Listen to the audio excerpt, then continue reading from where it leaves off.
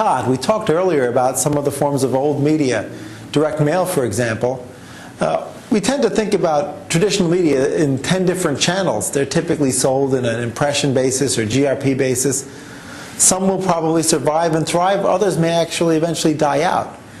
Which do you think are going to have to morph into something else, essentially evolve or die? My vision of the future is that everything is going to end up mashing up, and the technologies that actually will win are those that are most effective in doing so. So it's like, you know, the phone, the television, the direct mail. It'll all be tied to an integrated system that just happens to be the fact that there are different media channels. Just seems ancillary to the fact that they're all integrated. But I'm probably not the best person to ask this question for.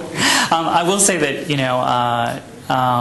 I'm interested in the behaviors and responding to behaviors to effectively build, on marketing successes.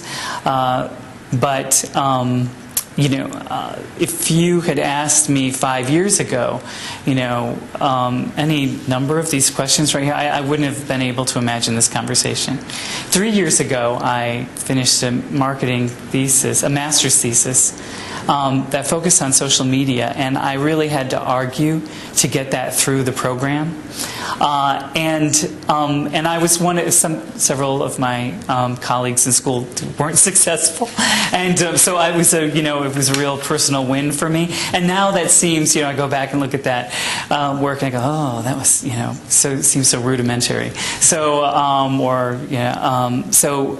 where 5 years will take us, I can hardly imagine. But I think it seems to be all roads are kind of pointing to an integration that's really being driven by the consumer. And I do believe that Google's advertising model has revolutionized paid promotion. So it sounds like you think old media should have the same level of accountability that Google's pay-per-click, for example, has.